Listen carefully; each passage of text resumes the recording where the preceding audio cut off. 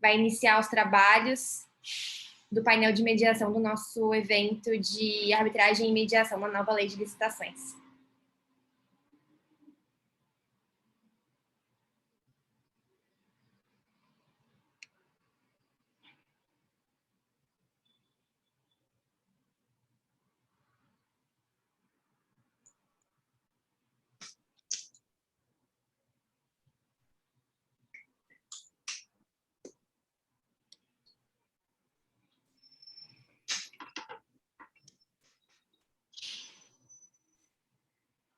Eu já posso dar início ou a gente vai esperar às 10h30?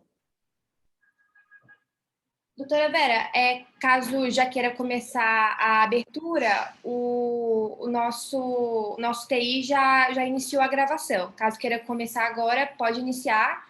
E é bom que temos aí mais alguns minutinhos ao final para que possamos fazer algumas perguntas aos panelistas. Perfeito. Bom dia a todos. É uma honra enorme estar aqui hoje para participar desse webinar sobre a mediação na nova lei de licitações. Antes de apresentar os nossos palestrantes, eu gostaria de agradecer ao CAN-CCBC, em nome da nossa presidente, doutora Eliana Coelho, e toda a equipe, especialmente a Luísa e a Ana Flávia, que tornaram possível esse evento, e parabenizar toda a equipe do CAN pelo excelente trabalho que realizam. Eu tenho um enorme orgulho de fazer parte desse time ao presidir o Conselho de Mediação do CAN. O tema que nos traz aqui hoje, ele é muito interessante, já aquecemos aí os motores no painel anterior sobre arbitragem, agora vamos falar um pouquinho mais sobre mediação. Eu estou ansiosa para ouvir os nossos palestrantes. Antes da edição da Lei 14.133, agora de abril de 2021, que estabelece as normas gerais de licitação e contratação com a administração pública, a nossa referência era a Lei 8666, de 1993, que não trazia praticamente nada de resolução de conflitos, apenas que todo contrato celebrado pela administração ele deveria obrigatoriamente ter uma cláusula que previsse que o foro da sede da administração pública seria o competente para dirimir as disputas decorrentes do contrato. Agora, a nossa nova lei ela é mais robusta, ela trouxe diversos artigos, trouxe novos conceitos e revisitou uma série de pontos, incorporando, inclusive, julgamentos de tribunais de contas. E a nova lei, ela trouxe um capítulo dispondo sobre os meios alternativos de resolução de controvérsias, prevendo expressamente que nas contratações regidas pela lei poderão ser utilizados meios alternativos de prevenção e resolução de controvérsias, citando ali notadamente a conciliação, a mediação, o Comitê de Resolução de Disputas e a arbitragem. Os dispositivos da lei que tratam desses artigos são 151 a 154. E em que pese a lei ela não ter trazido grandes novidades em relação ao que a gente já tinha sobre métodos extrajudiciais de resolução de conflitos, me parece importante o legislador ter trazido esses dispositivos para a lei, reafirmando a possibilidade de utilização de outros métodos de resolução de conflitos com a administração, que não o judiciário. Apesar da legislação anterior, ela já permitia a utilização desses métodos, a inclusão da lei, ela estimula a prática e me parece um marco importante, e é exatamente o que nós estamos aqui hoje para discutir e ansiosos para ouvir os nossos convidados a respeito desse assunto. Os nossos palestrantes de hoje são o Dr. Daniel Tostes, Dr. Flávio Amaral, doutora Leila Coelho e doutora Flávia Zeredo de Freitas. Muito obrigada por terem aceitado o nosso convite, é uma honra tê-los aqui hoje e também me sinto muito honrada de abrir esse debate. O doutor Daniel Tostes é procurador federal desde 2004, formado em Direito pela UFF, capacitado em Mediação Empresarial pelo CBMA e atual procurador-chefe da ANS. O doutor Flávio Amaral é procurador do Estado do Rio de Janeiro, doutor em Direito Público pela Universidade de Coimbra, professor de Direito Administrativo da FGV Rio e sócio do escritório Jureena e Associados. A doutora Leila é procuradora do Estado do Paraná, membro do Grupo Permanente de Trabalho sobre Conciliação, Mediação e Arbitragem da PGE-PR, mestre e doutor em Direito pela UFPR, pós-graduada pela Faculdade de Direito da Universidade de Coimbra, fez o curso de Educação Educativa no Programa de Negociação da Harvard Law School e na Pepperdine Law School, é mediadora certificada pelo CNJ e integra a coordenação da Rede Nacional de Autocomposição da Advocacia Pública. A doutora Flávia Azeredo de Freitas é procuradora federal, atua no Núcleo de Gerenciamento de Atuação Prioritária da PRF2, mediadora, mestre em Política Social pela UFF. Será muito bom ouvi-los hoje. E apesar de dispensar apresentações, eu gostaria de trazer o breve currículo do meu querido amigo e eterno mestre, Dr. Adolfo Braga Neto, que vai ser o moderador desse evento. O Adolfo é advogado, mediador e membro do Conselho de Mediação do CANCE-CBC. Antes de passar a palavra para o Adolfo, eu gostaria brevemente de ressaltar a importância de se fazer uma mediação dentro de uma Câmara bem estruturada, como é o CANCE-CBC, com uma equipe preparada e regulamentos de altíssima qualidade. Ao escolher o CAN como uma Câmara responsável pelo suporte administrativo do procedimento de mediação, as partes, por certo, vão ter garantido o bom andamento do procedimento em todas as suas fases. Isso, com certeza, vai facilitar a construção de uma solução ao conflito. E é importante ressaltar que, desde 2016, o CAN intensificou bastante seus esforços em prol do desenvolvimento da mediação no Brasil, e dentro desses esforços, além da organização de diversos eventos, como esse de hoje, desde o início de 2019, por meio da Resolução 36, o CAN ele dá 100% de desconto na taxa de administração do procedimento de mediação, quando as partes, após o procedimento de mediação, instaurarem um procedimento arbitral, e dá 50% de desconto quando as partes solicitarem a suspensão do procedimento arbitral em andamento para dar início a um procedimento de mediação. Bom, sem mais delongas, eu passo a palavra ao Adolfo e desejo um bom evento a todos. É com você, Adolfo. Obrigado, Vera. Uma alegria enorme ser iniciado por você. É um grande prazer, uma grande honra ser apresentado por você, né? Então, é uma alegria grande e acho que é importantíssimo o tema que vamos abordar aqui. Temos convidados, como você colocou, de altíssimo nível, né? No qual vão brindar com a experiência, sobretudo com o contexto da mediação, e que vão nos oferecer a possibilidade de percorrer esses caminhos e, sobretudo, dentro do olhar que eles têm desenvolvido e têm muita experiência para nos contar. E queria, antes de iniciar, somente pegar... tive a oportunidade de ver o painel anterior, né?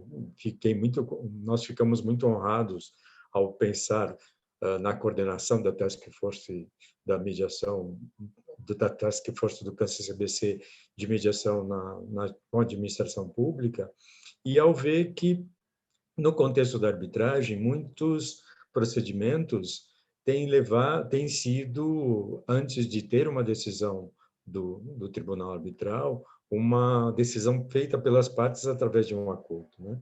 Então, isso impulsiona, e tomando a liberdade de pegar um gancho da Patrícia, é impressionante como a lei se adequa a uma realidade que já existe, e aí, pegando um gancho seu, a importância de trabalhos que são desenvolvidos pelo CANCE-CBC, que prima pela excelência, o cuidado que é desenvolver não somente a arbitragem, hoje mediação, nesse contexto que precisa ter precisam ser levados em conta muitos elementos que são fundamentais para esse contexto, que é um contexto bem único e, claro, vai depender quem são os atores. E aí convido a Flávia a apresentar, pena que nós vamos ter por pouco tempo, lembrando que temos 15 minutos apenas para poder permitir um debate com os participantes que estão nos ouvindo e nos vendo, justamente para que a gente possa ser mais completo com relação à perspectiva dos participantes também. Flávia, bem-vinda, obrigado por ter aceitado o convite. Bom dia a todos. Obrigada, Adolfo, pelo convite. Uma honra estar aqui com vocês e dividir essa mesa virtual, né, com pessoas que tanto prezo e estimo, as quais, tal como eu, acreditam na efetividade dos métodos consensuais de solução de conflitos. Agradeço especialmente ao Adolfo, uma pessoa muito querida e grande mediador, pelo convite, a CAN-CCBC, na pessoa da Vera Monteiro, pela iniciativa de promover esse evento com um tema tão atual quanto relevante, né? E, naturalmente, agradeço a todos aqueles que reservaram um tempo de suas rotinas e estão aqui nos assistindo e ouvindo.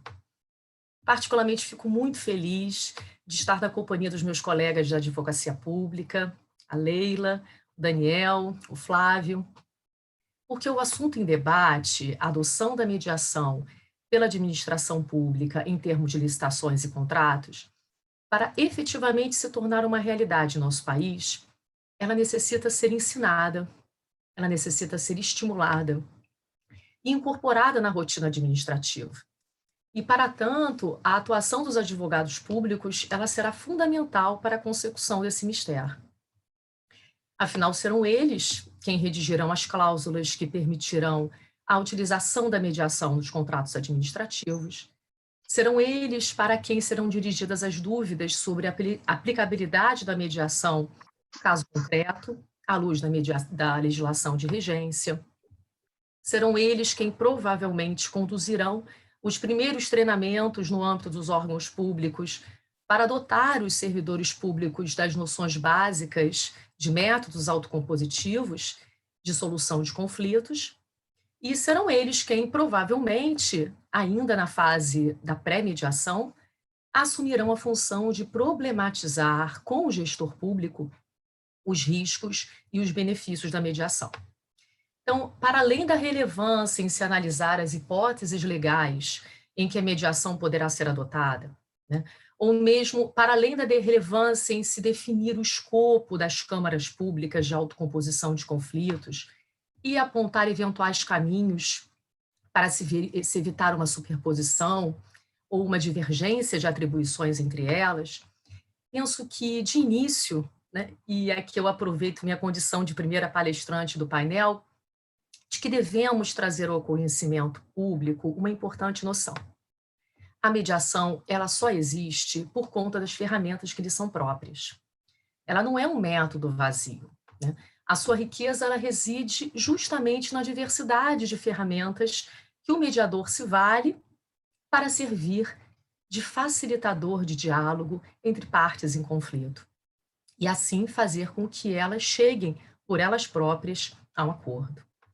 Então, uma vez que a revogação da legislação anterior à nova lei somente se dará daqui a 2 anos, ou seja, nesse período se admitirá que as entidades licitantes optem pela aplicação da antiga ou da nova legislação, creio que, se parece complicado agora aplicar a mediação, né, tal como o mecanismo adequado de solução de conflitos aos contratos atuais ou em vias de serem assinados, se parece complicado porque a Câmara do ente federativo não está em funcionamento, porque os servidores não estão devidamente treinados, porque não há regulamentação que autorize a contratação de uma câmara privada para essa finalidade, e dentre outras questões e dentre outras dúvidas que podem surgir, penso que seja adequado aproveitar esse meu tempo de fala e participar a vocês que a incorporação de algumas ferramentas da mediação na rotina administrativa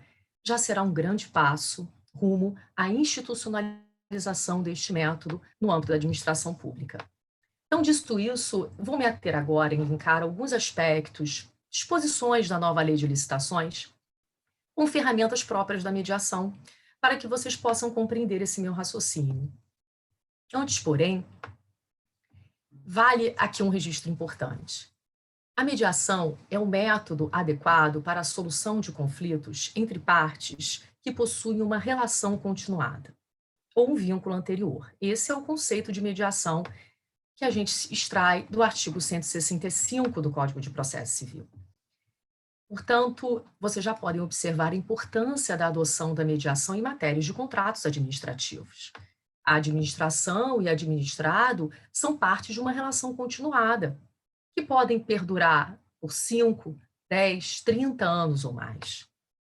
Do mesmo modo que você, uma pessoa física, buscará uma relação produtiva e não conflituosa com aqueles com quem mantém uma relação continuada, não haveria de ser diferente com a administração pública, não é mesmo? Então, adentrando nessa análise pontual de alguns preceitos da Lei 14.133, em contejo com as ferramentas da mediação, me chamou a atenção o quanto a nova lei conta com disposições as quais, para o sucesso da sua implementação, dependem de habilidades conversacionais. A mediação é o método em que o protagonismo é exercido pelas partes em conflito, né? As quais necessitam manter um diálogo produtivo para chegar a um acordo. Assim, ferramentas de comunicação usuais na mediação, como a escutativa, a identificação e desconstrução de impasses, a transformação de relatos negativos ou acusações em preocupações, em necessidades desatendidas ou em valores de interesse comum, ainda que sua aplicação seja de atribuição inicial do mediador, elas podem sim ser adotadas pelas pessoas em geral no aprimoramento de suas habilidades conversacionais. A administração pública, ela é formada por pessoas, né? Tal como os administrados os são.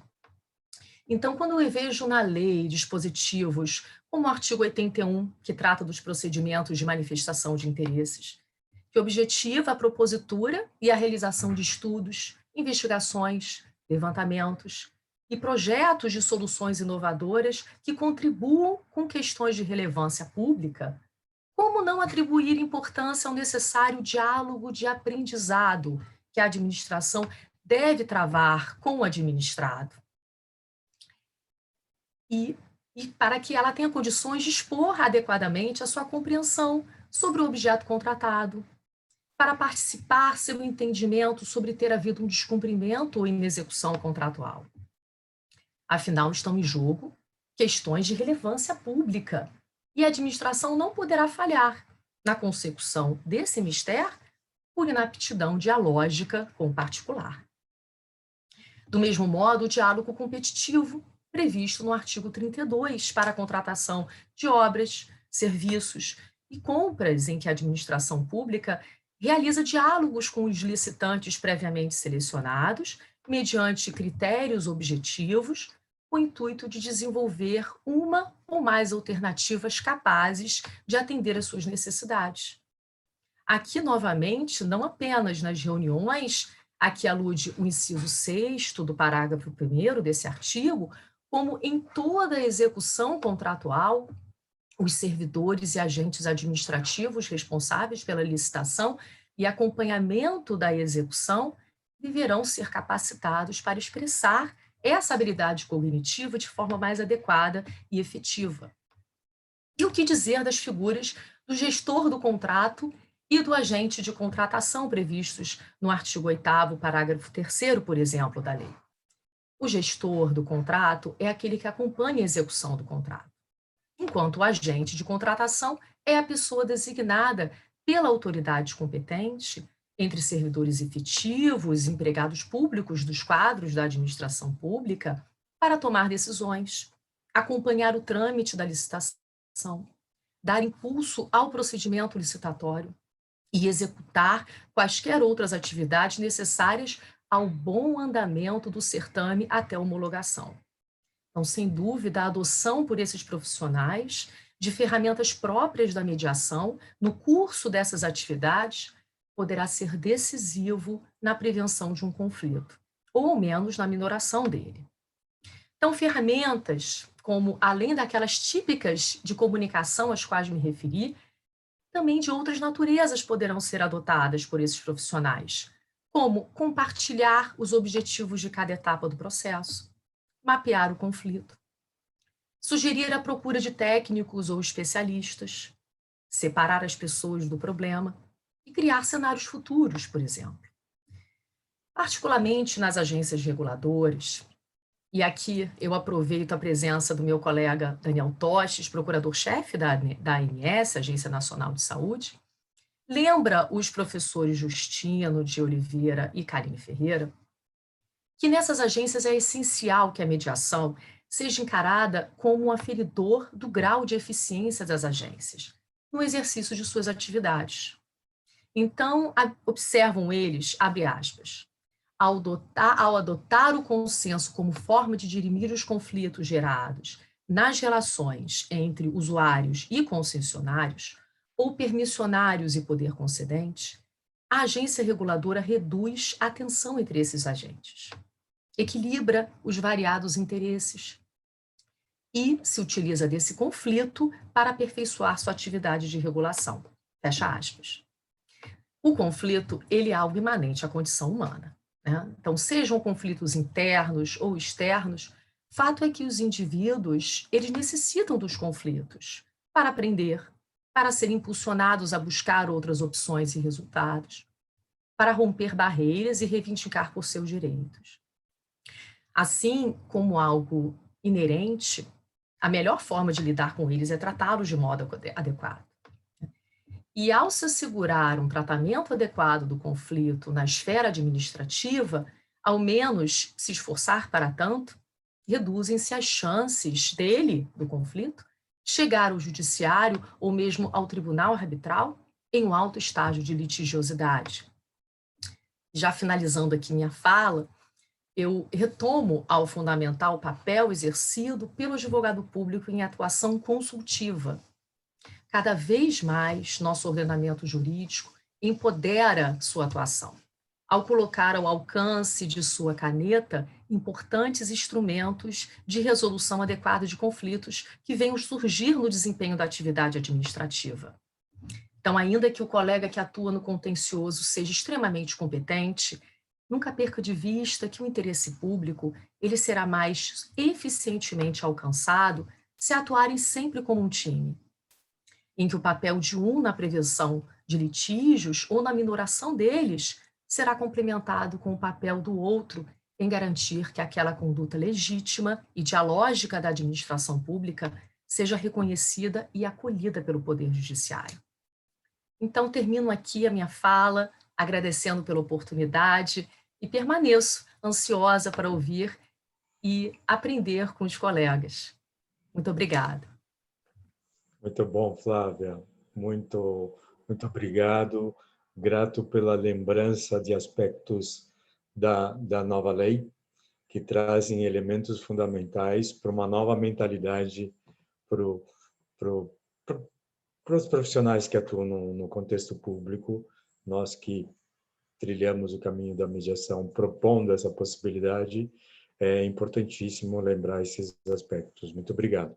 Vamos passar a palavra para o Daniel, que vai trazer a perspectiva de ter a oportunidade de estar diretamente envolvidos em conflitos e num contexto hoje mais do que importante, né? Porque justamente no contexto da saúde.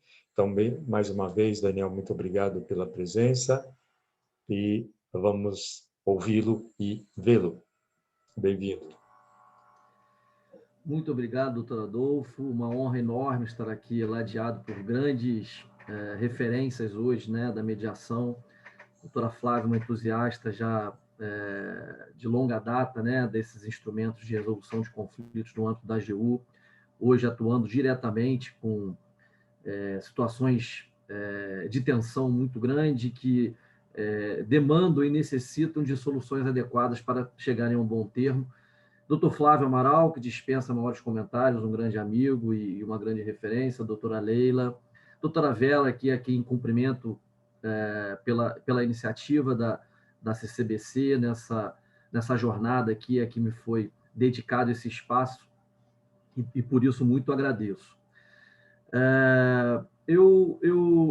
há muito tempo a gente já vem, né, assim, dentro da administração pública, tentando olhar um pouco diferente para esse panorama que nos acostumamos a enfrentar da expressiva judicialização e baixa efetividade, né? Um grau de ineficiência muito grande. Isso nos incomodou muito durante muito tempo. De fato, eu acredito realmente que a mediação, além de necessariamente passar por tudo que a doutora Flávia muito bem expôs, capacitação, treinamento, um processo de adaptação, me parece ser, de fato, uma transição de cultura, né? Nós fomos formados numa cultura de judicialização, uma cultura de litigância quase que contumaz. Então, startar esse novo paradigma não é dos mais fáceis desafios. E nem por isso a gente deve esmorecer. Eu realmente acredito na solução adequada de conflitos, acho que a gente pode ganhar e muito com a efetivação da mediação como método de resolução de conflitos.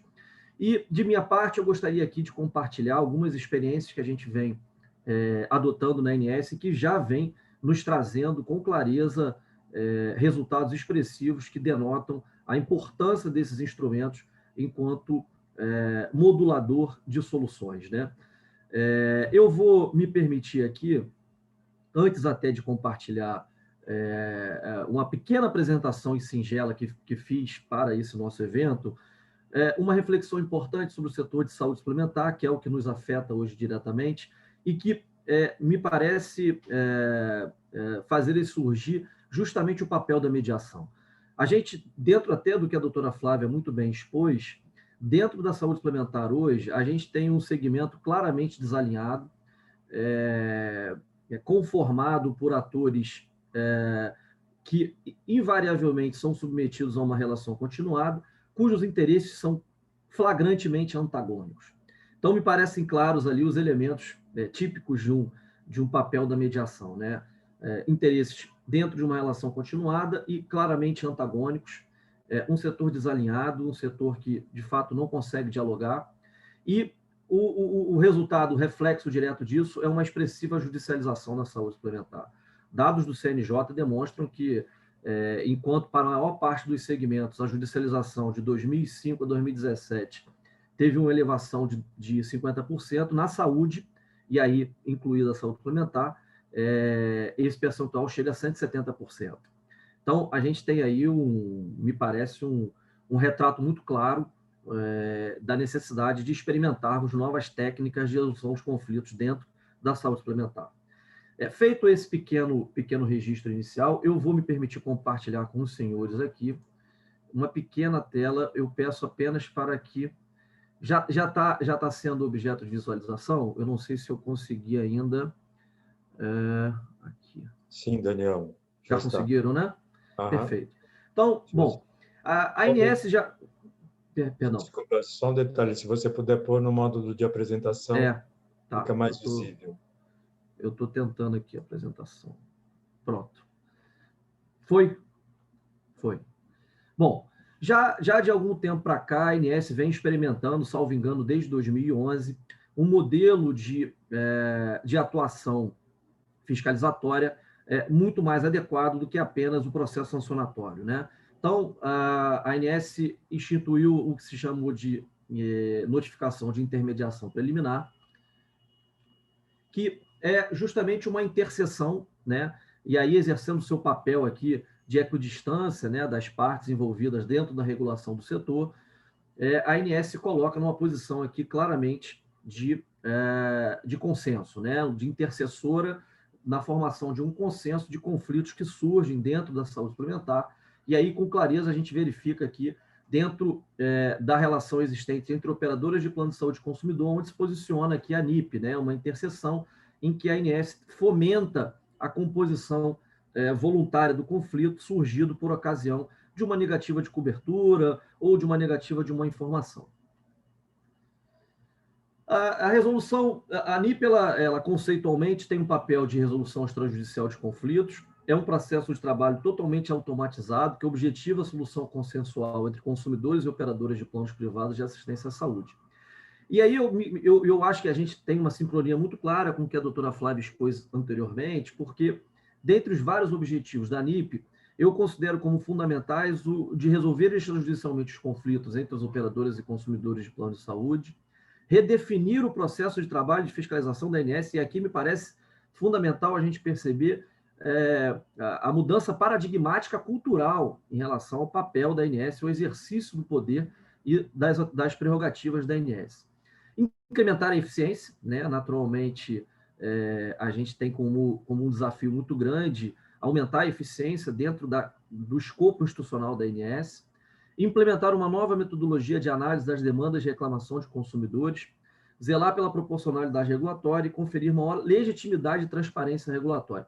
E aqui eu acho importante a gente fazer também uma reflexão de que a gente, enquanto administração pública, a gente percebe com muita clareza que, de um tempo para cá, a sociedade começou a procurar com muito mais expansividade o judiciário, porque deixou de acreditar nos processos de resolução próprios da administração pública. Então, um dos grandes papéis aqui, e talvez uma das grandes valências, eu diria, da notificação de intermediação preliminar, é o de certa forma, incrementar o grau de legitimidade das ações regulatórias da ANS, fazendo com que a adesão às resoluções propostas pela própria administração pública seja maior, seja mais adequada. Bom, aqui eu acho um retrato do que representa para cada um dos envolvidos dentro desse método de resolução de conflito. Para os beneficiários de plano de saúde, possibilita uma resposta mais rápida para o problema do consumidor. A gente sabe a morosidade com que o judiciário normalmente acaba sendo levado a decidir, né, as questões que lhe chegam diuturnamente. E, a partir de uma reclamação feita pelos canais de atendimento da ANS, uma notificação automática é enviada à operadora, que tem até 5 dias úteis para responder ao usuário, nos casos de demandas assistenciais, e até 10 dias úteis em casos de demandas não assistenciais.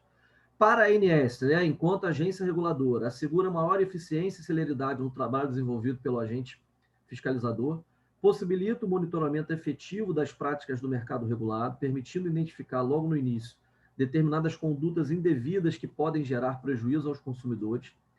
Os dados provenientes da mediação, e aqui faço um parênteses para deixar bem claro que não considero esse instrumento instituído pela ANS tecnicamente mediação, muito embora para nós na administração pública o que importa são os resultados obtidos e não efetivamente as nomenclaturas utilizadas.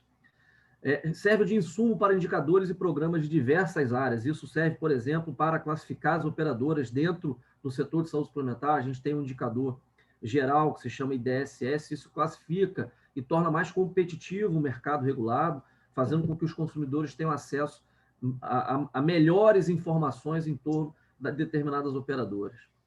E para as operadoras de plano de saúde, é um instrumento indutor de boas práticas no setor, possibilita o equacionamento de problemas decorrentes de situações particulares com repercussão coletiva e a efetivação da reparação voluntária e eficaz, como forma menos conflituosa, reduzindo a necessidade de abertura de processo administrativo sancionador, e aqui eu vou além, diminuindo também a própria judicialização. E aqui é só um breve demonstrativo de quanto se demora até a assimilação da cultura de métodos adequados de resolução de conflito. A gente tem uma trajetória histórica aqui, desde quando instituída a ANIP, né, formalmente, em 2013, até hoje, e esse gráfico demonstra o índice de resolutividade da ANIP. Isso significa que de cada 100 demandas que chegam à ANS, né, em níveis de reclamação assistencial ou não assistencial, o índice de resolutividade nos mostra justamente o tanto de demandas que são resolvidas administrativamente, tornando desnecessária uma fuga para o judiciário. Então, aqui a gente percebe que o índice de resolutividade subiu bastante, chega hoje, em 2020, ao patamar de 91% para demandas assistenciais, o que me parece, dentro da administração pública, algo para além de satisfatório, né, em termos de resolutividade. Bom, aqui eu também achei importante trazer um pouco da referência sobre as demandas atuais, né, porque a gente está ainda bastante aflito com a pandemia que nos assolou durante 1 ano e meio e ainda assola, infelizmente, e a ANS ela acabou se preparando também adequadamente para o enfrentamento da pandemia, e hoje reserva todo um espaço próprio para o tratamento de demandas relacionadas à pandemia, e ainda assim a gente manteve esse índice de resolutividade, né? O que significa que, de certa forma, as operadoras de plano de saúde, tanto antes quanto agora na pandemia, podem ou se assimilaram a essa nova cultura e estão, eu diria, estão compliance com o novo paradigma trazido pela ANS em termos de resolução de conflito. Bom, aqui é o tanto de demandas que chegam para a ANS, eu só achei importante trazer para referência, né? A gente vê o tanto de demandas que crescentemente são devolvidas à ANS, a gente chegou no ano de 2020 a 150 mil demandas, o que revela, obviamente, o grau de maturidade do instrumento, muito embora, e aí eu faço também essa reflexão aqui, a gente não observa, em paralelo a esse crescimento, ou eu diria, a esse incremento de resolutividade da NIP, aqui eu chamando de NIP, né, a notificação de intermediação preliminar, a gente não observa uma queda na judicialização, que é bem preocupante, e talvez demonstre justamente aquele baixo índice de credibilidade e legitimidade que a administração pública goza hoje perante a sociedade. Aqui, de novo, o quantitativo, né, das demandas direcionadas à ANS, e eu acho bastante revelador esse gráfico, porque demonstra a expressividade das demandas que são trazidas para a ANS. Foi basicamente uma ilustração do que acontece hoje.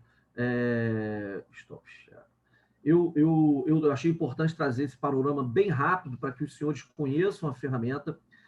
Dentro da ANS hoje, existe uma perspectiva de regulação, e aí já encaminhando para o final, existe uma perspectiva hoje de regulamentação do relacionamento entre prestador de serviço de saúde, né? E aí, para ficar bem claro, os hospitais, prestadores em geral, fisioterapeutas, médicos, nutricionistas e operadoras de plano de saúde, e aqui eu faço também, de novo, o registro de que os prestadores de serviço de saúde, em geral, eles não estão sob a égide da regulação da ANS, isso traz uma dificuldade adicional à regulação, mas nem por isso a ANS deixou de tratar esse importante tema, porque, invariavelmente, os atores da saúde suplementar ou os prestadores de serviço de saúde, eles são também muito importantes dentro desse grande triângulo que forma o setor, e o feixe de relações ali, eu diria até o grande conglomerado de relações que envolve o setor de saúde suplementar hoje, me parece ser um embrião, ou pelo menos um insumo muito grande para a mediação.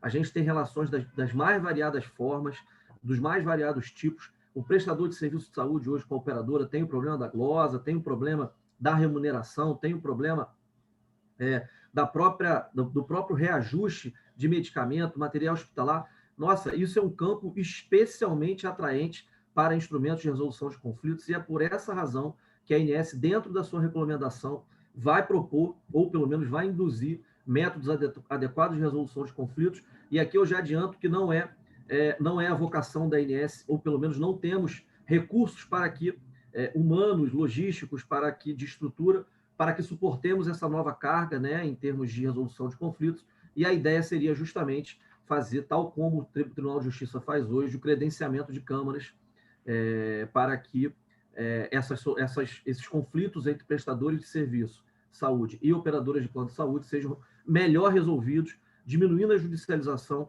promovendo maior eficiência no setor e trazendo, em última análise, valor e saúde para o beneficiário, que é o grande escopo institucional da ANS.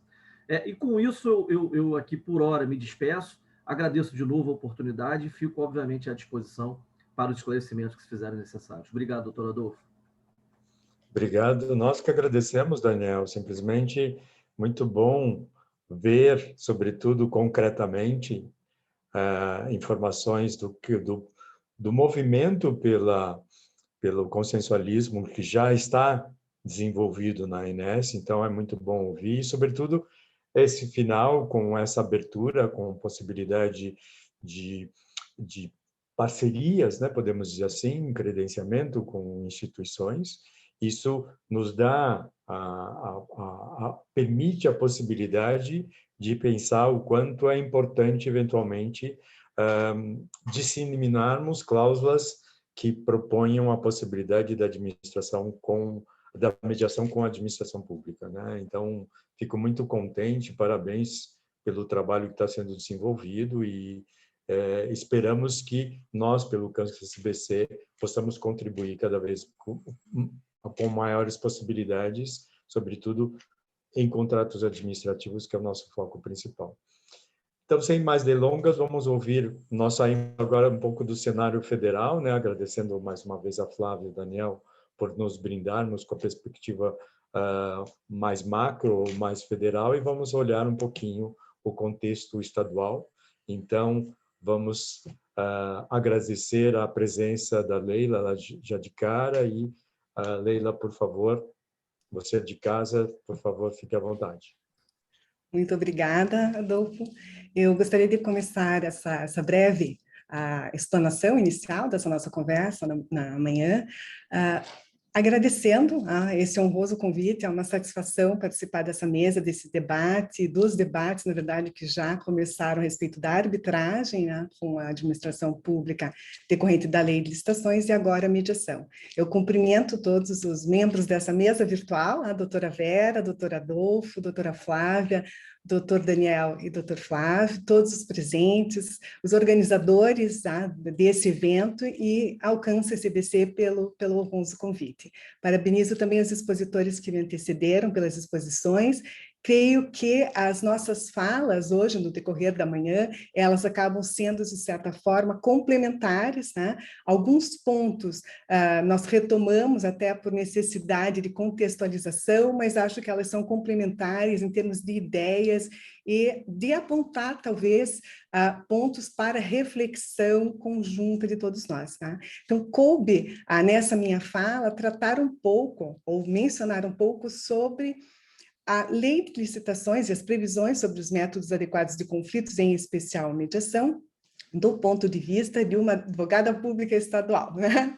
Foi nesse contexto, mais ou menos. Considerando, inclusive, o tempo de que dispomos e a natureza do evento, eu tomei a liberdade de dividir a minha exposição em três etapas. Tá? Numa fase inicial, apenas trazendo alguns breves comentários sobre as previsões da Lei de Licitações e Contratos de 2021 sobre a mediação. Num segundo momento, falando um pouquinho mais do âmbito ou as esferas onde estão sendo utilizadas as mediações, ou podem ser utilizadas em relação aos contratos administrativos, consoante diz a Lei 14.133 de 2021, e, por fim, elencar, apontar alguns desafios iniciais para a administração pública, mas não só para ela, para a efetiva utilização da mediação prevista na Lei de Licitações e Contratos Administrativos. Tá? Então, pois bem, em relação a esses meus breves comentários iniciais da lei, embora durante essa manhã alguns temas já tenham sido levantados, eu acho importante reiterar o quadro geral em que se insere a lei de licitações nesse tema. Então, nós temos visto, e esse é de conhecimento amplo o fato, nós temos visto nos últimos anos não apenas a previsão legislativa, mas também a utilização crescente desses métodos adequados de solução de conflitos, que a lei denominou alternativas, como uma alternativa ao judiciário, mas hoje muito mais entendidos como adequados, apropriados à solução do conflito e eficientes. Quando a gente fala de administração pública, a gente também não pode esquecer esse conceito, que já foi retomado hoje até. Mas, então, a lei de licitações, ela entra nesse contexto crescente de previsão de métodos adequados, de uma certa mudança de cultura também, que tem uma ênfase particular a partir da resolução 125 de 2010 do CNJ, em relação à mediação, conciliação, enfim, métodos autocompositivos, e especialmente a partir de 2015, com a alteração da lei de arbitragem, a lei de mediação e autocomposição, e o Código de Processo Civil. A partir daí, vários diplomas, e eu cito apenas a título exemplificativo 2 deles, recentes, que previram.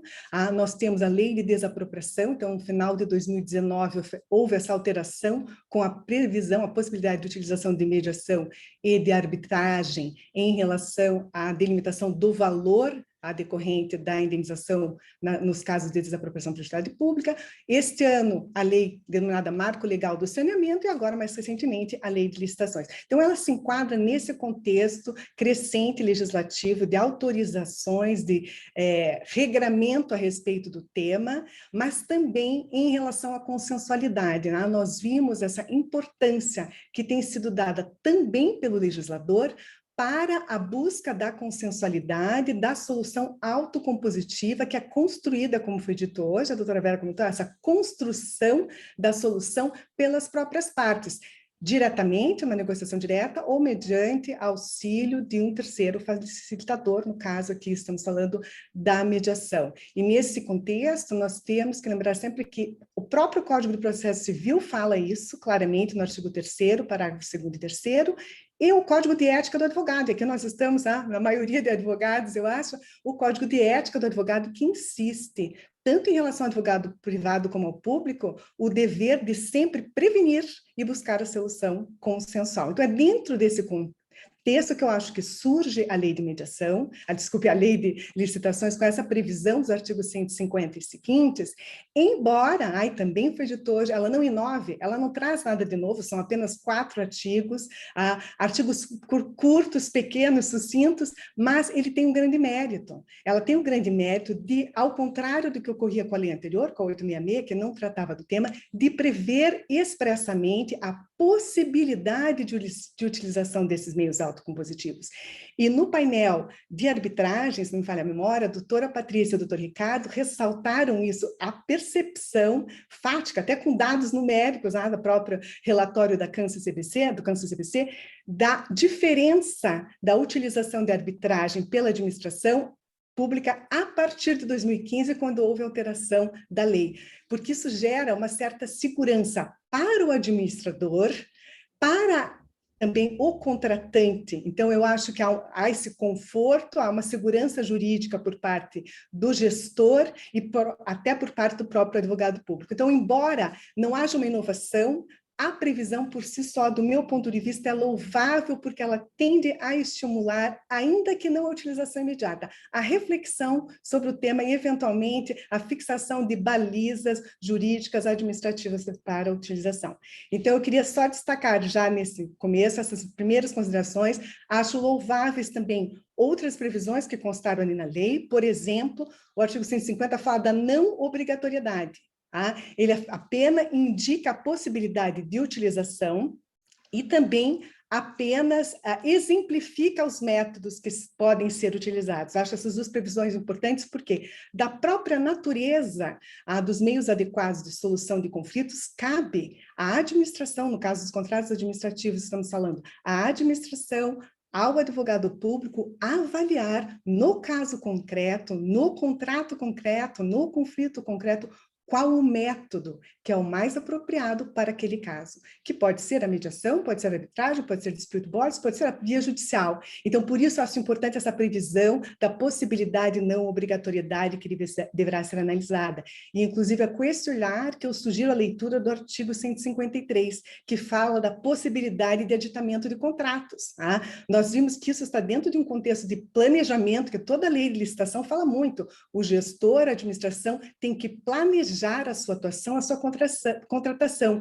Essas previsões das cláusulas, seja de mediações, media-árbitro, previsões de dispute boards, arbitragem ou outros métodos que não conhecemos ainda, elas partem dessa necessidade do gestor, da advocacia pública, justamente de planejar, de pensar sobre o que poderá acontecer e como poderá ser solucionado, porque, como já foi dito aqui mais de uma vez, o conflito é inerente à nossa vida diária, à vida individual, quem diria, mais ainda em relação à administração pública. Então, reitero essa questão também exemplificativa do artigo 150 da Lei de Licitações, porque acho importante, é muito difícil pensarmos de forma fechada em métodos. Outros métodos poderão surgir, nós poderemos pensar em escalonamento, em fusão de métodos, ou como as próprias cláusulas escalonadas de MED-ARO, por exemplo, em outros outros institutos que já existem em outros países, como nos Estados Unidos, ou até mesmo no que se costuma falar de DSD, Dispute System Design, ou seja, um desenho de um sistema de prevenção e solução de litígios. E aí também eu já pego um gancho para um próximo elogio para a lei, porque a lei não fala só em resolução, ela fala em prevenção. E isso é muito importante. Em termos de administração pública, essa valorização do consultivo, das advocacias públicas, mas do próprio planejamento da administração pública para evitar justamente a judicialização e evitar que alguns conflitos surjam. Alguns naturalmente surgirão, mas que alguns outros tipos de conflito surjam. Então, essa gestão adequada, essa prevenção e a busca de solução apropriada são a tônica da lei de licitações, e acho que ela está em consonância com a legislação atual, com a doutrina atual sobre o tema, embora ela não tenha inovado, tá? Mas ela tem um mérito que talvez ela provoque alguma alteração, alguma reflexão também na administração pública. Mas agora eu quero trazer um outro tópico aqui nesse meu comentário sobre a lei de licitações, que do meu ponto de vista é criticável. Foi colocar todos os institutos no mesmo pacote, né? Então, o artigo 150, ele não delimita para quais contratos será utilizada a mediação, ou para quais conflitos, ou como será realizada. Mas estabelece, eu vou ler no parágrafo único do artigo 151, isso é aplicável para arbitragem, mediação, conciliação, dispute boards e outros meios. Né? O parágrafo único do artigo 1º diz que é cabível a utilização de métodos adequados de solução de conflitos para controvérsias relacionadas a direitos patrimoniais disponíveis, como as questões relacionadas ao restabelecimento do equilíbrio econômico-financeiro do contrato, o inadimplemento de obrigações contratuais e o cálculo de indenizações. Então, para todos os institutos, foi adotado o critério de disponibilidade e patrimoniabilidade que é previsto na lei de arbitragem. Ora, todos sabem que a noção de arbitrabilidade objetiva é discutida até hoje pela doutrina. É um tema polêmico, cada doutrinador tem uma definição, uma delimitação. Por outro lado, a lei de mediação ela é mais abrangente. No artigo 3º, ela não limita a direitos disponíveis e a patrimoniabilidade. Ela fala no artigo 3º que pode ser objeto de mediação o conflito que versa sobre direitos disponíveis e indisponíveis que admitam transação. E aqui a gente pensa num exemplo de administração pública clássico, que é algum tema de direito ambiental. Então, do meu ponto de vista, acho que a lei falhou em colocar, em tentar delimitar e delimitar usando um conceito que é justamente até hoje debatido na doutrina. Então, acho que caberá nesse ponto a nós também a missão de avaliar para cada método de solução de conflito, realmente quais os contratos que se adequam, quais os tipos de conflitos, não se atendo a essa disposição que me pareceu um pouco limitadora do artigo 151. Passo, então, a fazer uns comentários sobre como poderá ser implementada, eu diria, na verdade, em que seara, em que âmbito podem ser realizadas essas mediações para os contratos administrativos. E nesse tema, justamente, o que eu queria dizer é que elas já ocorrem, com ou sem a previsão da lei de licitações, nós temos diversos contratos administrativos que são, ou conflitos relativos a contratos administrativos que são solucionados hoje em dia por meio da mediação, seja em câmaras privadas, em sejusques ou câmaras de autocomposição da advocacia pública. Então, isso já existe, muitas vezes em decorrência de previsões de cláusulas contratuais, e escolha a contratação de câmaras privadas, ou em centros do Poder Judiciário, os centros judiciários de solução de conflitos, algumas questões são levadas e hoje alguns tribunais de justiça têm criado sejusques temáticos, como sejusques da Fazenda Pública, especializados, e mesmo sejusques processuais, o que eles denominam de pré-processuais, ou seja, para conflitos não judicializados, e ainda há a possibilidade, que já está ocorrendo e poderá ocorrer para a aplicação da lei de licitações, que é através das câmaras de autocomposição da advocacia pública, sendo a pioneira a Câmara da AGU.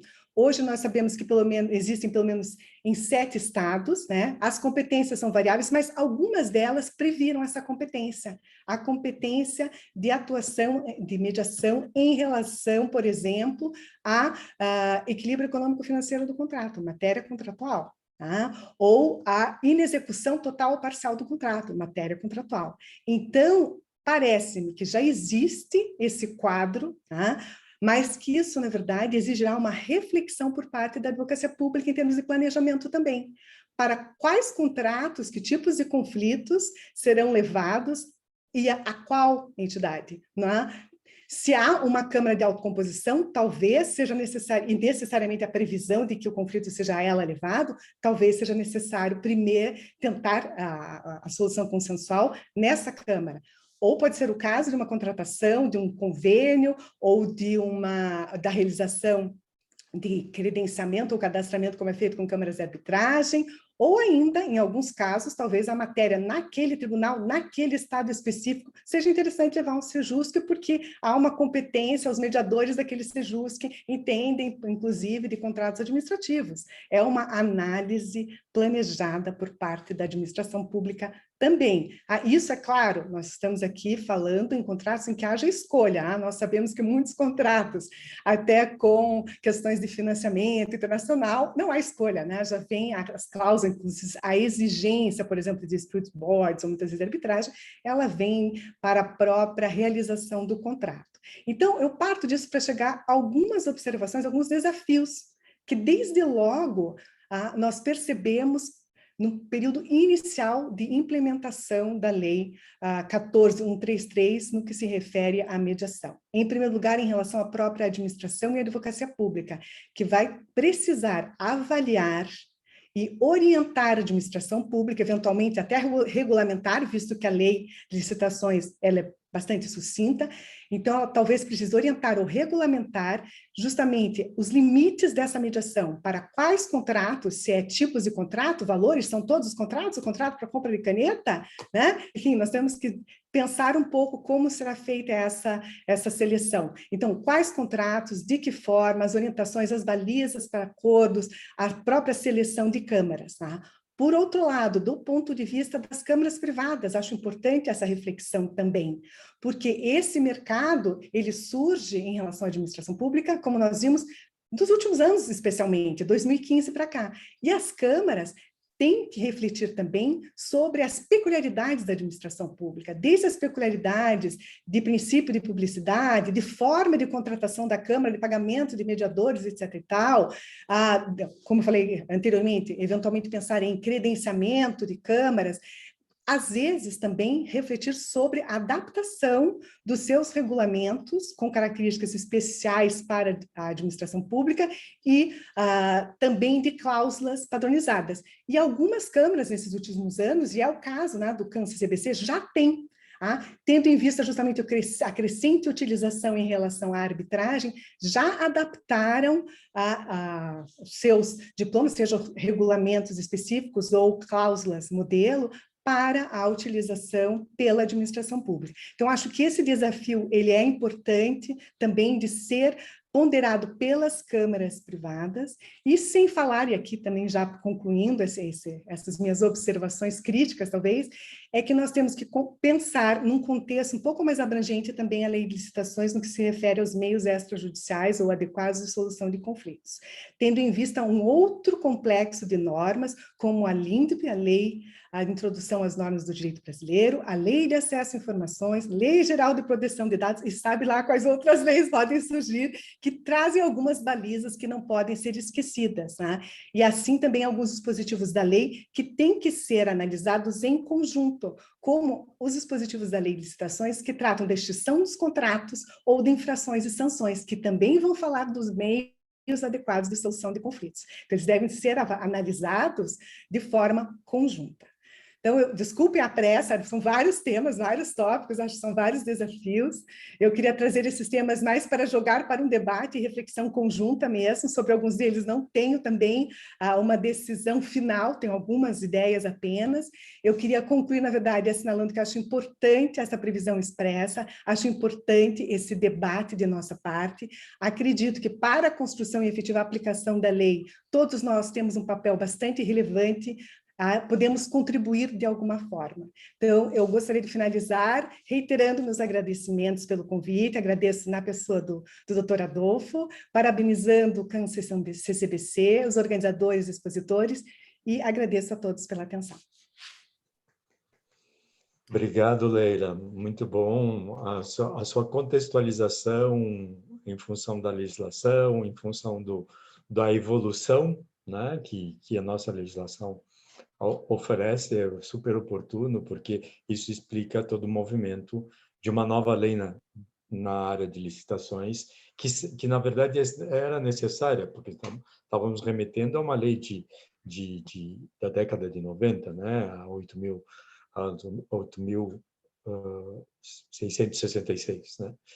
Então, era mais do que necessário no momento em que tudo está sendo desenvolvido e, com certeza, como estamos num país positivista, muito embora se reporte ou se reforce o que está sendo já desenvolvido, né? Porque temos experiências várias, mesmo antes da lei de mediação, mas isso, com certeza, dá mais segurança para o agente público, né? Então, muito obrigado. Convido, mas também já agradeço ao Flávio por estar conosco. Flávio, rapidamente, vamos ouvi-lo e vê-lo. Obrigado por estar conosco. Bem-vindo. Bom dia a todos. Uma enorme satisfação participar desse evento, a quem desde logo agradeço ao Câncer CBC, as pessoas do professor Adolfo Braga Neto, da professora Vera Monteiro, da Ana Flávia, cumprimentar os meus companheiros aí de painel, o Daniel Junqueira, Flávia Correia, Leila Coelho, são todos colegas e amigos da advocacia pública, a gente já se conhece de longa data, de outros eventos, de modo que eu fico muito confortável de falar no evento desse, com a dificuldade, né, Adolfo, de ser o último a falar. O último a falar tem sempre um desafio maior, porque quase tudo já foi dito, e muito bem dito, diria eu, nesse nosso painel. Mas eu queria, aqui, a propósito desse tema, que é muito interessante, da mediação dos contratos administrativos, dar um passo atrás e tentar contextualizar a mediação nos contratos administrativos a partir de uma nova base axiológica e valorativa do direito administrativo do século XXI. O direito administrativo ele foi naturalmente forjado a partir do que a gente aprendeu, estruturou na França, né, com ideias de autoridade, de impositividade, de unilateralidade, e isso instruiu e orientou vários institutos do direito administrativo, designadamente os contratos administrativos, que naturalmente nascem com uma assimetria a favor da administração, que, com vistas a funcionalizar interesses públicos, tem determinadas prerrogativas que, no contrato privado, elas não acontecem. Alteração lateral do contrato, aplicação de sanção, inoponibilidade de exceção de contrato não cumprido, ou seja, características muito próprias desses contratos. E a gente vem percebendo cada vez mais, não só em matéria de contratos, mas que o direito administrativo passa a ter hoje uma nova base valorativa e um novo modo de agir, que é a consensualidade. Consensualidade ela é transversal, ela alcança vários institutos do direito administrativo, modificando uma lógica de atuar da administração que passa a ser cada vez mais baseada no diálogo, na negociação, na flexibilização e na participação ativa do administrado. Então, portanto, a ideia é que o Estado perca um pouco essa prepotência, essa arrogância estatal de tudo definir e se coloque numa posição de maior horizontalidade. Vejam que isso não é uma quimera doutrinária, não é uma avaliação, muito embora a doutrina tenha dado uma enorme contribuição, mas o que eu quero dizer é que a consensualidade, enquanto base valorativa do direito administrativo, está colocada no direito positivo. Então, nós falamos de negociação hoje em vários institutos. Desapropriação amigável, termos de ajustamento de conduta, procedimento de manifestação de interesse, acordos de leniência, delações premiadas, acordo substitutivo do direito sancionador, quando você converte multas em investimentos, por exemplo, o diálogo competitivo, como a professora Flávia mencionou na sua apresentação, compromisso do artigo 26 da LINDB, que passa a ser uma espécie de cláusula geral do acordo, a mediação, a conciliação. Vejam que isto não é mais uma cogitação doutrinária que a gente pensava na década de 90, isso está no direito positivo, a fazer crer, na minha percepção, que não há dúvida que a administração pública pode negociar, a administração pública negocia no seu dia a dia, a administração pública faz acordos no dia a dia. E por que isso é importante? Porque a mediação nada mais é do que uma técnica para que a gente alcance um acordo, para que a gente alcance o consenso, né? Então, nesta quadra que estamos vivendo, a alteração da lei de licitações, e eu concordo plenamente com a professora Leila, ela veio ratificar um estado de coisas que a gente já conhecia, mas é muito importante que seja dito num contexto de contratação pública, porque uma coisa é falar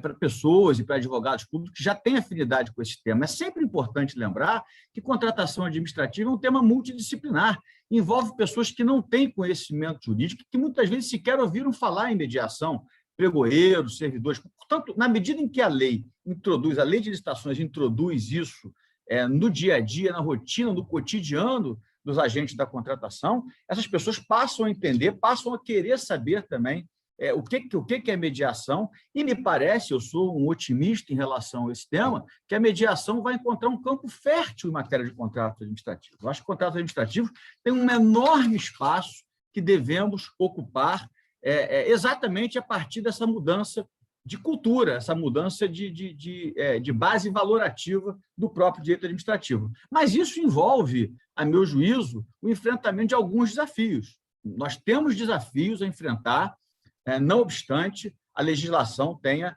positivado já faz tempo enfim, dando segurança, maior segurança jurídica para a mediação dos contratos. Mas existem situações que precisam ser enfrentadas, eu queria tratar rapidamente desses desafios e propor uma espécie de metodologia. Quais são os passos que a administração pública deve cogitar para operacionalizar na prática a mediação dos contratos administrativos? A primeira mudança, que é a mudança mais difícil, porque mudar a lei é mais fácil do que mudar a cultura, é a mudança da cultura do conflito para a cultura do diálogo, né? Os contratos administrativos, eles ainda são permeados por uma ideia muito adversarial. Quem trabalha com isso na advocacia pública sabe, ou seja, há uma tensão, há uma desconfiança no ambiente de negócios, que é muito ruim, né? Qualquer ambiente de negócios em que você faz, desde negócios privados a negócios públicos, o que de melhor pode acontecer é ser um ambiente pautado pela confiança, pela cooperação, né? Pela solidariedade recíproca na busca do atingimento de um fim em comum. E quem contrata, quem sabe hoje, quem trabalha com contratos administrativos, sabe que não é bem assim que funciona. Existe uma natural desconfiança entre setor público e setor privado, que é alguma coisa que nós precisamos superar. Eu dou um exemplo, não sei se em outros estados acontece, mas eu veria as discussões envolvendo o reequilíbrio econômico-financeiro do contrato a partir da Covid com um excelente espaço para a gente aplicar a mediação, aplicar a renegociação dos contratos. E, na prática, o que a gente vê é que, muitas vezes, ainda existe uma certa dificuldade de operacionalizar esse tipo de acordo no contexto do Covid, por exemplo, por uma razão que acho importante destacar aqui, que é o medo que os agentes públicos, muitas vezes, têm dos órgãos de controle. Os agentes públicos que vão, eventualmente, participar de uma mediação, ou, eventualmente, o agente público que for celebrar um acordo, ele pensa sempre se aquele acordo poderá ser questionado pelo Tribunal de Contas, se aquele acordo poderá ser questionado pelo Ministério Público ou por qualquer outro órgão de controle. Então, assim, há um certo receio em relação a essas soluções negociadas e consensuais, a fazer crer, na minha visão, é que há até um conforto maior com a arbitragem, porque com a arbitragem, por exemplo, a parte transfere essa tutela para um terceiro, né? E a decisão arbitral terá a mesma força que uma decisão judicial, e aquilo, de certa maneira, faz com que o agente público saia da rota de colisão com os órgãos de controle. Então, me parece que esse é um tema bastante importante. Quando a gente fala em mediação, quando a gente fala em acordo, esta interlocução é que, na prática, acontece, este receio dos órgãos de controle.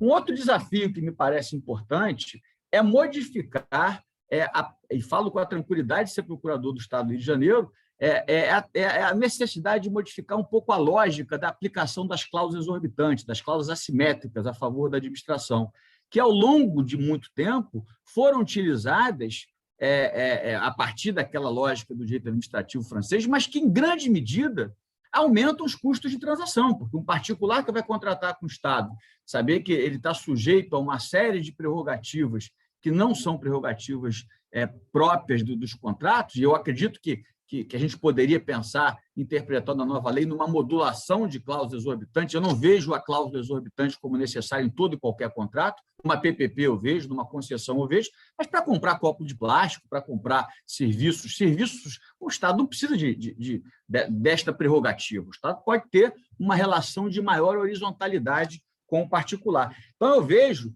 que nós precisamos ter uma nova compreensão em relação a essas cláusulas exorbitantes, que muitas vezes, na cabeça dos agentes públicos, funcionam como uma bola de segurança. Para que eu vou fazer mediação se eu tenho lá uma série de instrumentos de prerrogativas unilaterais que eu posso impor ao contratado à minha vontade? Portanto, isto precisa ser efetivamente alterado. E acho que a mediação vai exatamente facilitar esta compreensão e talvez modificar uma perspectiva de hoje, de um contrato administrativo, que já está em transição, essa mudança de compreensão, mas de um contrato administrativo que seja mais dialógico, que tente ser mais horizontalizado e que permita exatamente que nós compreendamos, eu tenho dito isso, que o contrato deve ser menos um jogo de tênis e mais um jogo de frescobol. Ou seja, o jogo de tênis, um jogando a bola contra o outro, enquanto o frescobol, as duas partes estão tentando, porque na medida em que as partes tentam executar bem o contrato, elas satisfazem os seus próprios interesses. É a teoria na análise econômica do direito dos contratos relacionais. Então, os contratos relacionais, à medida em que você cria as estruturas de incentivos corretas nos contratos, você tende, eu acho que essa é uma missão da advocacia pública, criar bons incentivos para que as partes ajam com boa-fé, para que as partes ajam com dever de cooperação, porque isto tudo induz a uma percepção, uma mudança dessa cultura que, como eu disse, é muito mais difícil do que mudar simplesmente a lei. Então, eu vejo como principal desafio, em matéria de mediação e celebração de acordos nos contratos administrativos, conferir segurança jurídica para quem está na ponta, para o advogado público que está na ponta, para o mediador que está na ponta, para o ordenador de despesa, para o agente político que vai celebrar o acordo, porque é preciso compreender que consensualidade, que é este novo patamar do direito administrativo do século XXI, ele pressupõe discricionariedade. E discricionariedade não pode ser confundida com voluntarismo, com subjetivismo, ou seja, o agente público precisa de estándares, ele precisa de alguns parâmetros que possam orientar a realização de acordos, né? Sob pena da gente criar o efeito oposto, o efeito inverso, ou seja, se não existir esses parâmetros, se não existir uma compreensão do limite da transibilidade do interesse público, há esse risco que eu mencionava do agente público cogitar que é melhor não fazer o acordo, e eu já cansei de ouvir isso, claro que é melhor não fazer acordo, judicializa, manda para a arbitragem, porque aí se tiver que pagar, a gente paga, mas a gente paga tutelado por um terceiro, né? E quando, na verdade, o que a gente quer é acabar com esta lógica de que os contratos precisam ser tutelados por alguém externo. Os contratos precisam ser tutelados a partir, né, da própria consciência de autonomia que os entes públicos devem ter para solucionar os seus próprios problemas. E, claro, eventualmente, quando o conflito for inevitável, e muitas vezes você endereça a questão para a arbitragem, você endereça a questão para o judiciário, mas sem essa percepção prévia de que eu preciso ser tutelado por um terceiro e gerar autonomia para as partes. Agora, para que isso aconteça, acho que nós vamos... E aí, que é a minha proposta, nós precisamos operacionalizar a mediação. A mediação está colocada na lei de mediação, arbitragem, na lei 14.133, mas agora me parece que os entes federativos têm um enorme espaço, e há sempre muita crítica de que a lei federal ela esgotou, ela foi exauriente, a 14.133, sobra pouco espaço para estados e municípios atuarem, a própria União. Eu acho que aqui tem um enorme espaço para estados e municípios proporem balizas para os seus acordos. Porque eu vejo, por exemplo, alguns temas importantes, e acredito que a melhor forma de pensar essas balizas era, primeiro, ter um diagnóstico.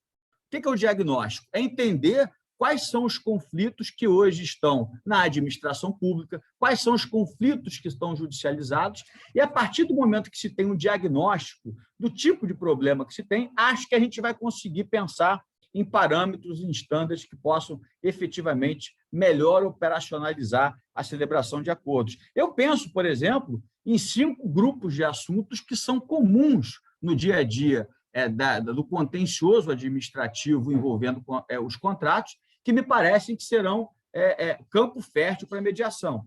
Atrasos de pagamento, né? Infelizmente, é muito comum que a administração pública não tenha o fluxo financeiro orçamentário para determinados pagamentos, e aí, portanto, isso gera uma demanda do particular. Então, acho que atraso de pagamento acaba sendo um campo fértil para a mediação. Os inadimplementos do contratado, muitas vezes, quando o contratado não cumpre as suas obrigações, e claro que a mediação não pode ser um caminho para perdoar esse contrato sem que o contratado tenha uma contrapartida, ou seja, isso não é uma renúncia de poder, do exercício do poder público de fiscalizar o contrato, mas, eventualmente, aquele inadimplemento pode ter um tratamento cuja consequência não seja a consequência mais radical. A aplicação de sanções, por exemplo, a gente sabe que no campo das agências reguladoras já é possível, pelos acordos substitutivos do direito sancionador, você substituir multa por investimento, ou seja, acho aqui também que a mediação pode caminhar para uma discussão envolvendo uma troca, por exemplo, de uma sanção por uma adequação no contrato, ou algum acréscimo que o contratado pode oferecer. A questão da invocação da exceção do contrato não cumprido, que é uma questão sempre muito delicada, ou seja, a possibilidade que o particular tem de suspender as suas obrigações na medida em que ocorrem atrasos de pagamento. Acredito que essa é uma questão que corriqueiramente gravita aí no contencioso administrativo e no contencioso judicial, envolvendo os contratos, e a extinção do contrato, que a própria lei 14.133 agora fala que os contratos podem ser extintos também por decisão arbitral.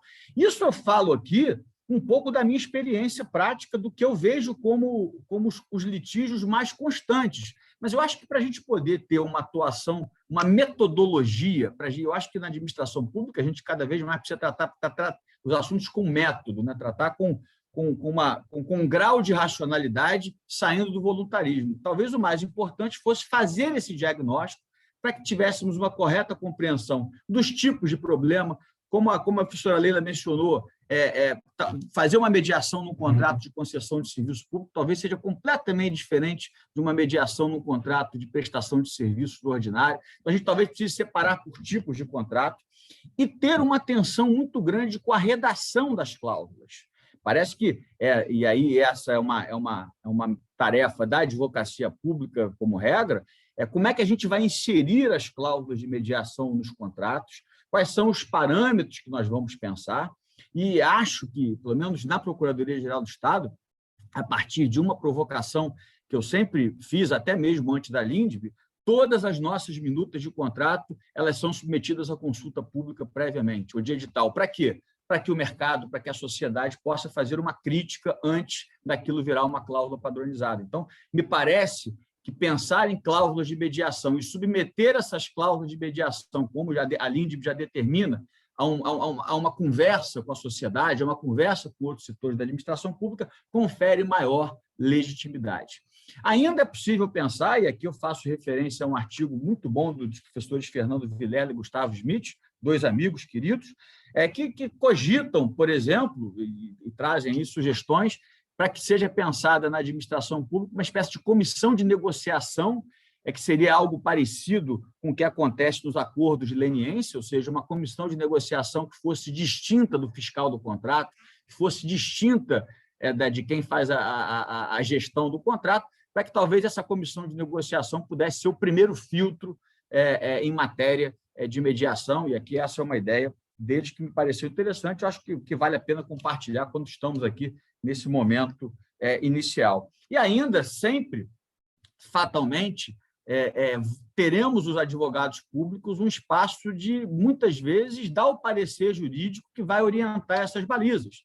E aí esse parecer jurídico vai ter que ser, vai ter que pensar na relação custo-benefício, vai ter que dar os estándares, e é por isso que eu me preocupo tanto, Adolfo, com a necessidade de que a gente operacionalize quais são as balizas para que os agentes públicos possam celebrar acordos, porque se não pensarmos nisso, na prática, o meu receio é que a gente não avance na mediação em razão dessa fluidez, desse grau de subjetivismo. Eu repito, discricionariedade não é sinônimo de voluntarismo, de subjetivismo. Então, portanto, algum grau de parametrização nós devemos ter.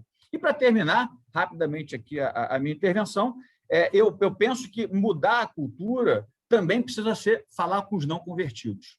O que eu quero dizer com os não convertidos? Aqui a gente está entre os convertidos. Todo mundo acredita, todo mundo gosta da mediação. Os não convertidos são principalmente os órgãos de controle, que têm que compreender, e acho que cada vez mais interações com o Ministério Público, cada vez mais interações com o Tribunal de Contas, será absolutamente necessário seminários como esses, trazendo pessoas dos órgãos de controle externo, para que eles possam perceber que transacionar faz parte da vida, faz parte da administração pública. Aquela lógica ultrapassada, a meu ver, de que o interesse público é indisponível, não pode ser negociado, que a supremacia do interesse público envolve uma prerrogativa absoluta, que envolve qualquer possibilidade de acordo, está absolutamente superado. Quem trabalha na administração pública sabe que o gestor, o que ele mais faz é negociar dia a dia.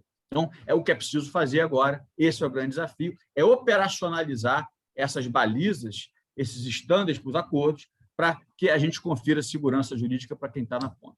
Eram essas as minhas observações e, mais uma vez, agradecendo, honrado, o convite para participar de uma mesa tão estrelada. Somos nós que agradecemos, Flávio. Ótimo. Você traz componentes fundamentais que são justamente a perspectiva dos órgãos de controle, né? Então, são componentes que nós sempre discutimos no âmbito da nossa task force, justamente para viabilizar a possibilidade de trazer mais segurança, que é a segurança jurídica que muitas vezes o agente público ou a empresa pública ou como disse a Patrícia no início, né, a administração direta ou indireta que precisa, nesse momento, é fundamental que precise desses instrumentos para viabilizar, inclusive, o serviço público. Queria abrir para a oportunidade para todos. Eu vou tomar a liberdade de estar aqui como moderador para fazer uma pergunta, mas antes eu só queria comentar, Daniel, que a sua apresentação não foi possível porque, por a forma que está, a letra muito diminuta. Então, vou pedir a gentileza de você nos dar autorização para enviar depois para os participantes, para que eles possam ter a oportunidade de ler. E peço a ajuda da Vera, que a gente faça esse debate conjuntamente, Vera. Então, eu tenho algumas perguntas várias, vi que no chat também temos, mas eu particularmente, mudando até um pouco a ordem, talvez uma forma mais provocativa, sobretudo tendo um olhar do que foi falado pelo Flávio, depois queríamos ouvir Leila, posteriormente a Flávia e o Daniel, a respeito de como vem a possibilidade de utilização de uma cláusula de uma instituição que tem já uma história e que se preocupa com a qualidade e a excelência da mediação e como poderia ser desenvolvido essas cláusulas. Eu sei que o Flávio faz referência à possibilidade de promover uma consulta pública, mas, independente disso, como vem a possibilidade de inserção num contrato administrativo, uma cláusula levando para uma instituição especializada e, eventualmente, com credenciamento, como colocou a Leila, ou sem credenciamento, enfim. Essa é uma provocação que eu gostaria de ouvir um pouquinho vocês a partir do olhar de cada um de vocês. Começamos pelo Flávio, se vocês desejarem, ou pela Leila, ou pela Flávia, ou o Daniel, como vocês preferirem.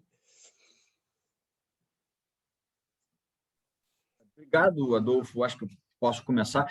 Eu não vejo problema em ter essa convivência. Acho que a Leila tratou muito bem desse tema, né?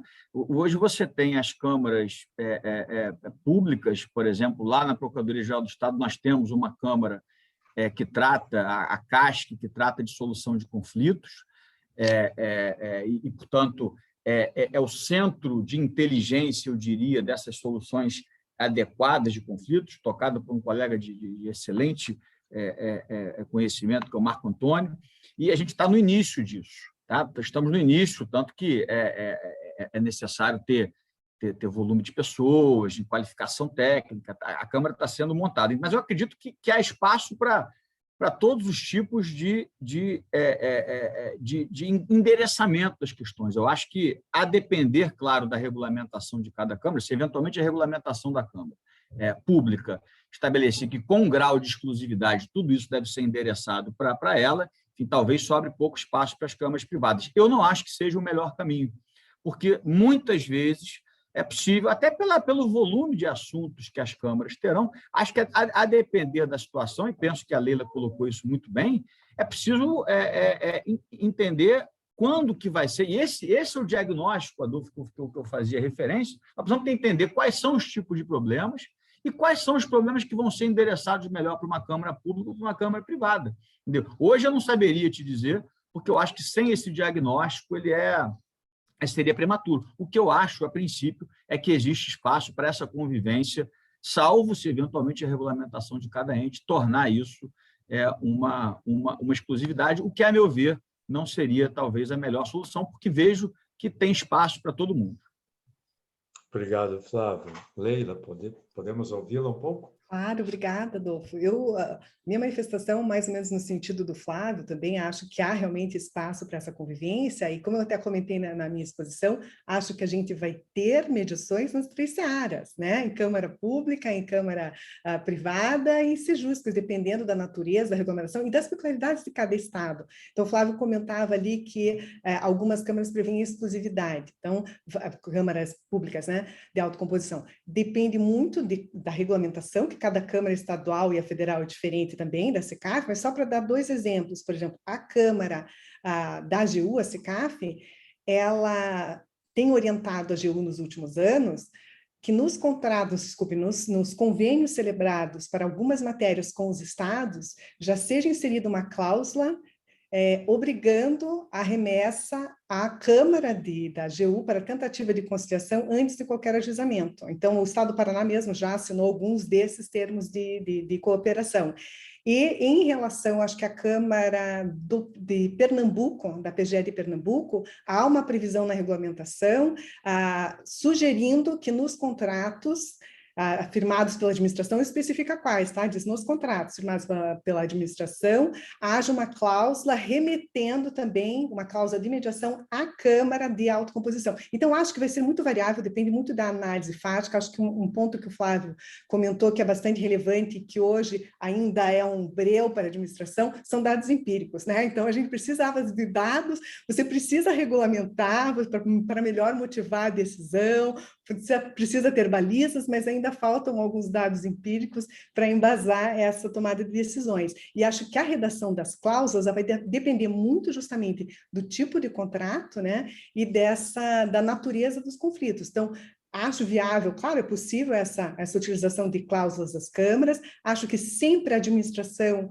vai ter interesse em olhar e ver se adequa à realidade daquela instituição. Isso que eu disse, que pode ter uma câmara pública, pode ter outras nuances. Então, esse olhar da administração, eu não diria que ela quer um protagonismo, mas ela quer também participar, dialogar na hora de redação dessas cláusulas de acordo com as suas peculiaridades, nesse sentido. Mas acho, e penso também que, eventualmente, em alguns casos, se caminha para um credenciamento, eu não sei, é difícil ainda, a gente ainda está pensando sobre os temas. E o Flávio até destacou na exposição dele algo interessante, que a lei, na verdade, nesse tema, ela abriu a possibilidade para estados e municípios refletirem e regulamentarem muitos temas, desde a arbitragem, mediação, dispute boards, ou não regulamentarem também, né? Aí vai da escolha, né? Obrigada. Perfeito, muito obrigado. Dentro dessa linha mesmo, Daniel, por favor. Bom, eu concordo com a doutora Leila, doutor Flávio. Eu, particularmente, tenho para mim que, no âmbito de contratos, de contratação pública, isso ainda vai ser objeto de muita discussão. Eu acho realmente que a doutora Leila tem toda a razão. Essa análise ela tem que ser feita com base em dados, não dá para ser feita com base em preconceitos. A gente hoje tem algo que também nos condiciona na administração pública, que é a necessidade de uma análise de impacto regulatório para tudo que se, de qualquer forma, interaja com interesses de terceiros. Então, eu acho que qualquer que seja a definição tem que passar necessariamente por um olhar bem crítico dos dados que nos chegam diariamente.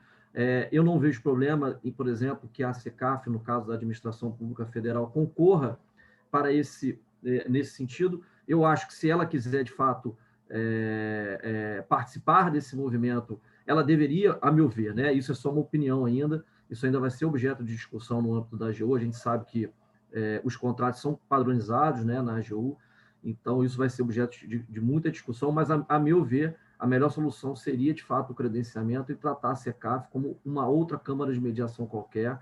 Não vejo por que existe privilégio nesse caso.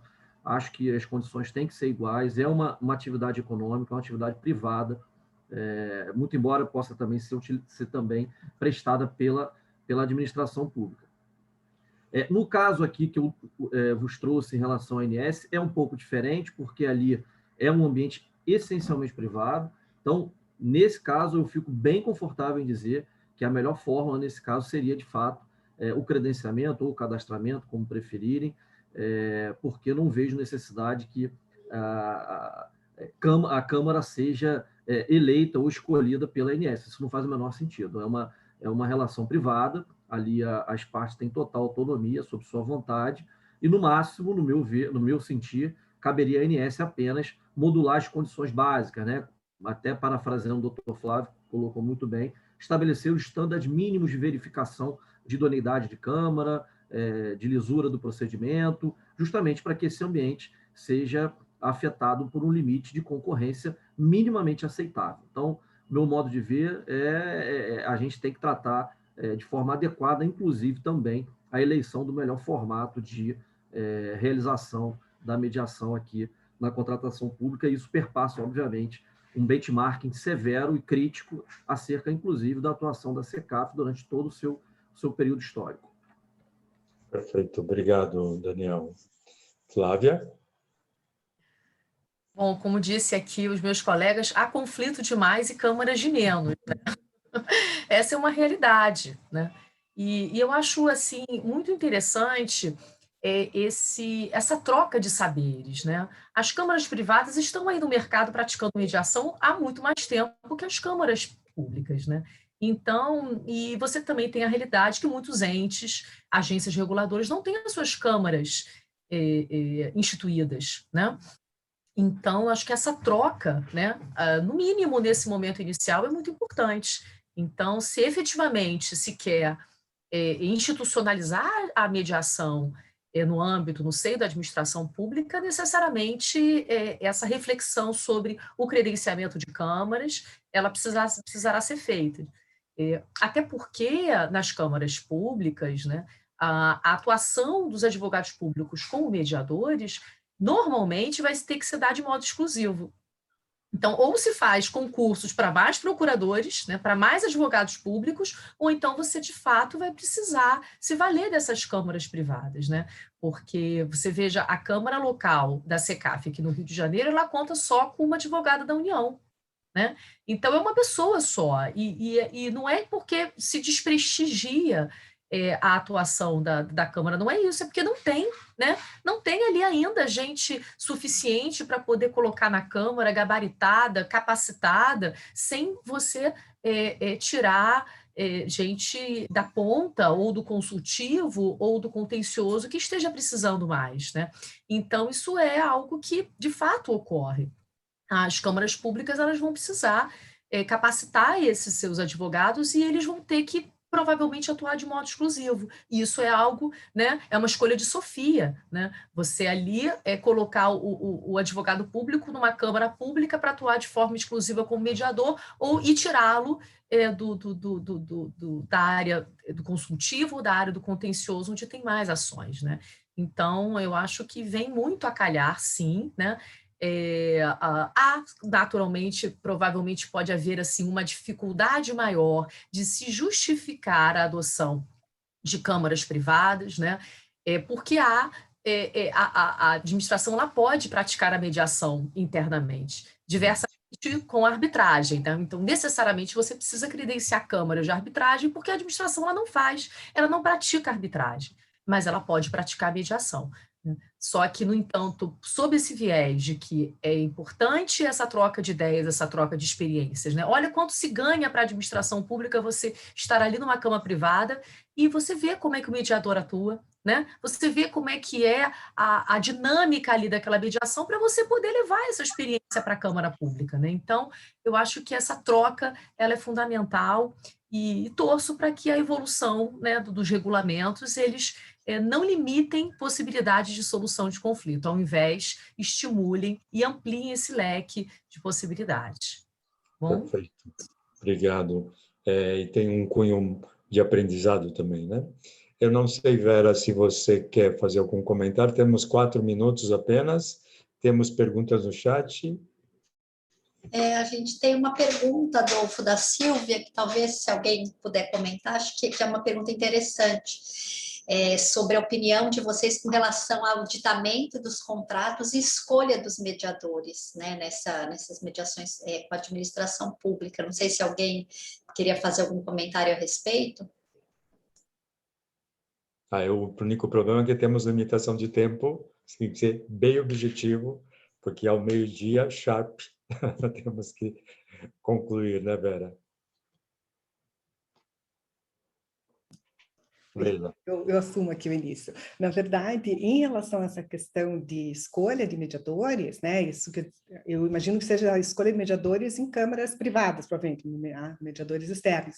Eu imagino que a lógica que vai funcionar é mais ou menos a mesma lógica que tem sido utilizada em relação às arbitragens também, das quais participa a administração. Existem balizas dentro da administração, no caso da União, do Rio de Janeiro e de São Paulo, o próprio decreto que fala do cadastramento de câmaras também indica, no caso de São Paulo, especifica bastante o que deverá ser levado em conta para a escolha do mediador, né? O conhecimento, a experiência, a credibilidade, enfim, vários critérios. Eu acho que provavelmente o que vai ocorrer é que haverá alguma orientação, se não um decreto, um regulamento, pelo menos uma orientação eventualmente do setor consultivo das procuradorias, com essas balizas que vão auxiliar na escolha do mediador. Eu acho que nesse caminho, provavelmente. São ideias, né? Claro. Concordo, Leila, e só para fazer um complemento, essas balizas envolvendo escolha de árbitro, escolha de mediador, elas são importantes, mas são requisitos que eu diria são mais conceitos indeterminados, de uma valoração que vai remanescer uma discricionariedade. Não existe um grau de vinculação absoluta, por que eu escolho A, B ou C, porque isso é rigorosamente impossível, né? Senão a gente estaria trazendo um grau de objetividade que é inerente. Aqui, a vontade pública tem que ser processualizada, tem que ser motivada, mas assim, acho importante destacar que remanescerá um grau de discricionariedade no momento da escolha de um árbitro, de um mediador, claro, a partir de estándares que sejam fixados previamente. Perfeito. Agradeço serem bem pontuais e aí, Vera, é contigo para... Aliás, mais uma vez agradeço a todos e todas por terem colaborado. Acho que foi excelentes apresentações, excelentes conclusões e explanações. E, mais uma vez, muito obrigado, Vera, se você puder fazer as honras da casa.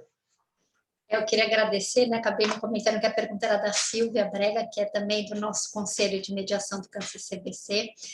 Agradecer imensamente a participação de vocês, eu acho que foi extremamente importante o debate, Para mim foi um aprendizado, acho que foi muito importante ver as opiniões primeiro na esfera federal e depois na esfera estadual.